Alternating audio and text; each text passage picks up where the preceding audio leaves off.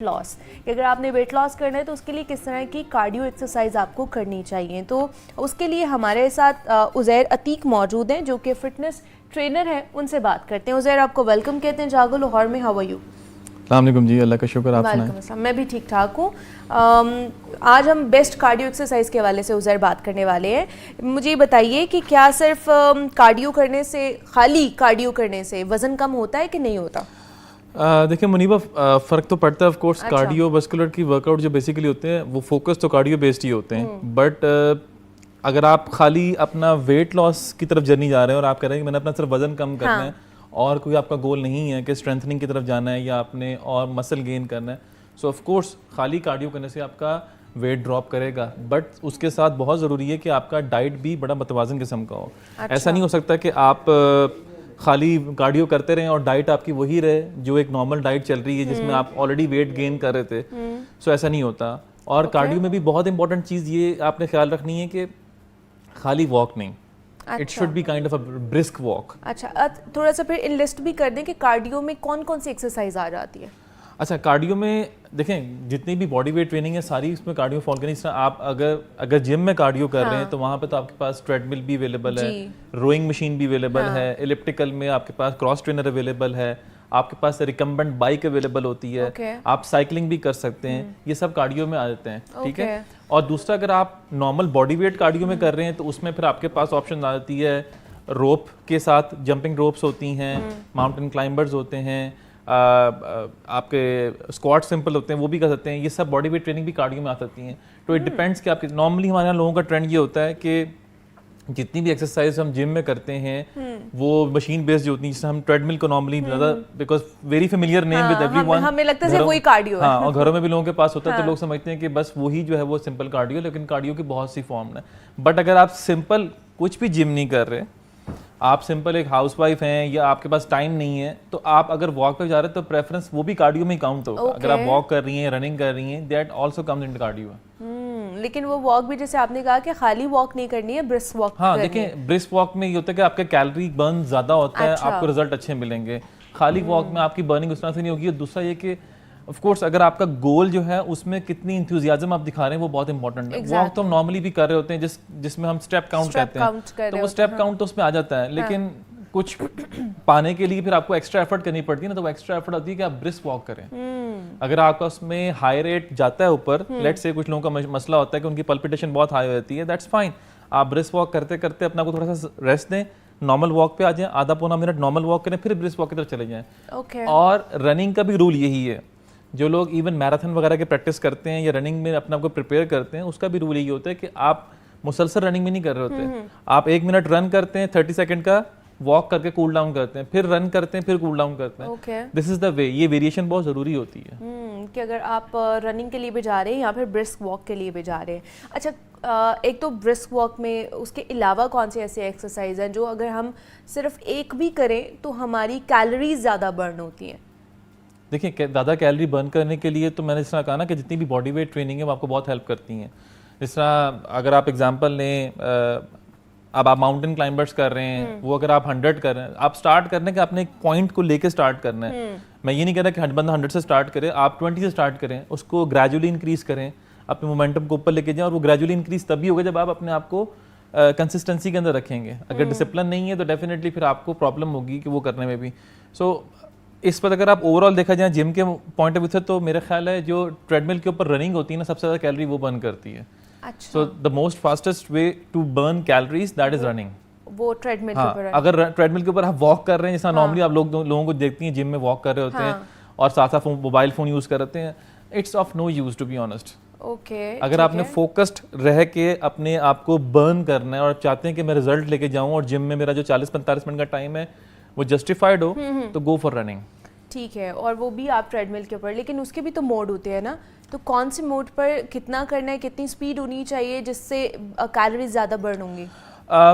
इसमें कोई rocket science नहीं है टू बी ऑनेस्ट। ये आपके अपने उस पर डिपेंड करता है कि आपका लेवल कौन सा है। अगर आप बहुत बिगिनर हैं तो सिंपल आप रनिंग स्टार्ट करें। कुछ मशीन्स होती हैं माइल्स पर आवर के ऊपर, कुछ किलोमीटर पर आवर के ऊपर, वो आपको मशीन बता देगी, वो स्पीड सामने लिखी होती है।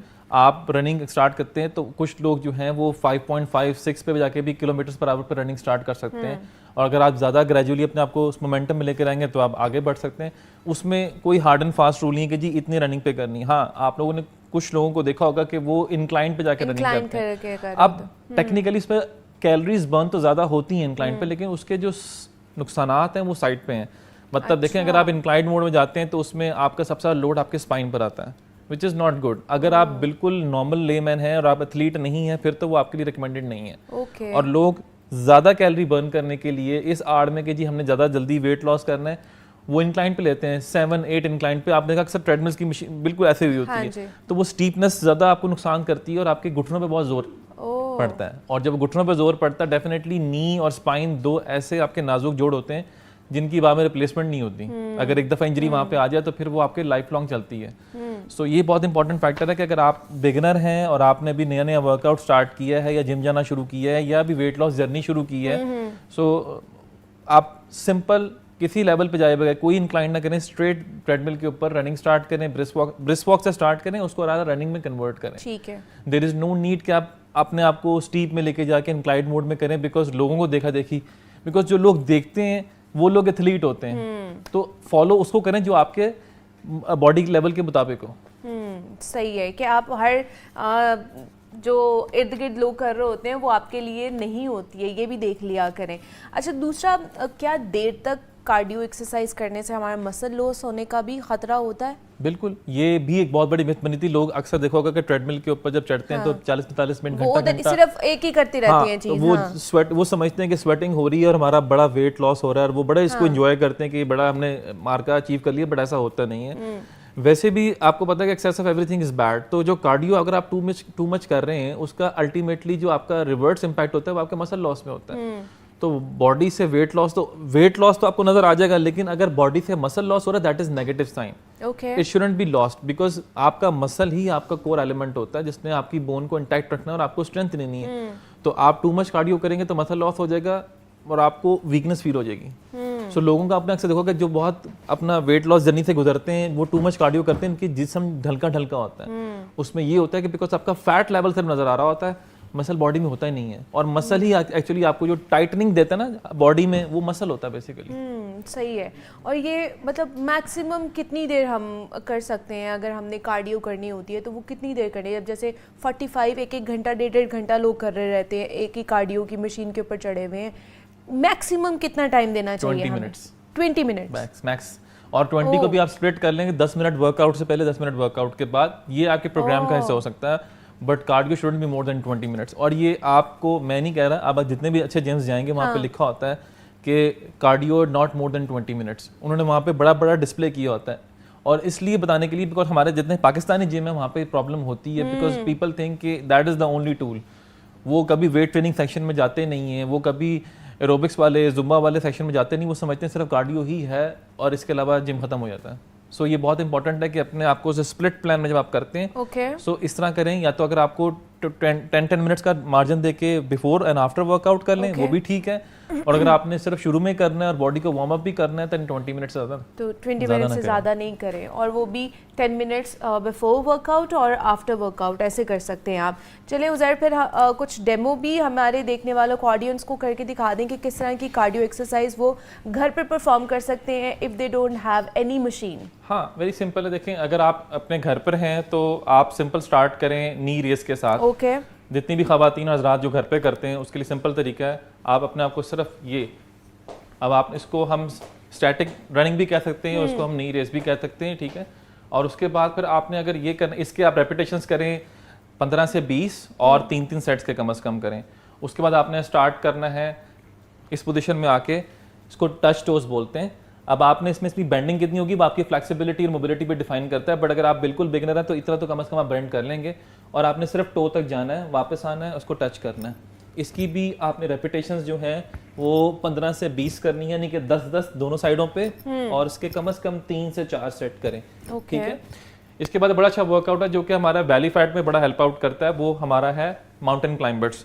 उसकी सिंपल टेक्निक है, माउंटेन क्लाइंबर्स में आपने इस पोजिशन में जाना है, ठीक है, और इसके बाद आपने इसको करना। अगर आप बिल्कुल बिगिनर हैं तो आप इसको स्लो मोड में करें, कोई जरूरत नहीं है आपको फास्ट होने में।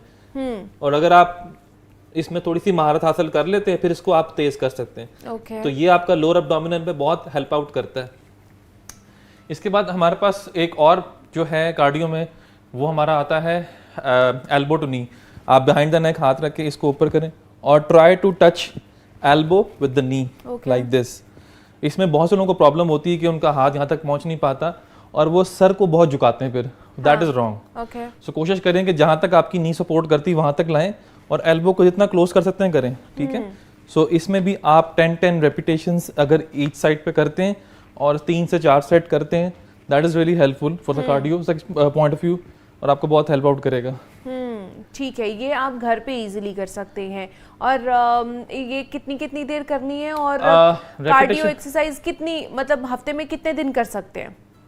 रोज भी कर सकते हैं? अगर तो आप जिम का प्लान कोई फॉलो नहीं कर रहे तो आप ये वर्कआउट भले सुबह उठ के डेली करें, ठीक है, इसमें कोई मसला नहीं होगा। ओके ठीक है। और रेपिटेशंस का करना है कि कोशिश करें कि स्टार्ट लें 12 से 15 रेपिटेशंस पे आए और कम से कम 3 से 4 set of each workout. Okay so ये टोटल 15 से 20 मिनट में आपका टोटल प्लान खत्म हो जाएगा। सो कम टाइम में you get the best solution. और अगर जिम जाके अगर कार्डियो करनी है तो वो कितने दिन करना चाहिए अगर वेट लॉस करना है तो? देखिए उसमें डिफरेंट प्रोग्रामिंग होती है। अगर तो आप जिम जाके कार्डियो कर रहे हैं, एक पॉइंट तो ये है कि आप अगर 4 days a week training plan follow कर रहे हैं तो उसमें 4 में से कोई एक डे ऐसा रखें जिसमें आपने कार्डियो को क्लब करना है कोर के साथ। ओके एक ये फॉर्मूला हो सकता है।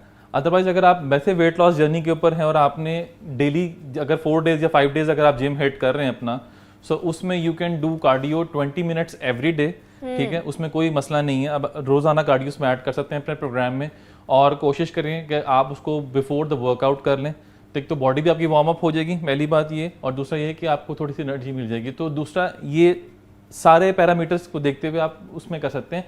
कोई इसमें ऐसा कोई हार्ड एंड फास्ट रूल नहीं है, बट डिपेंड कि आपका जिम का प्रोग्राम किस तरह का है।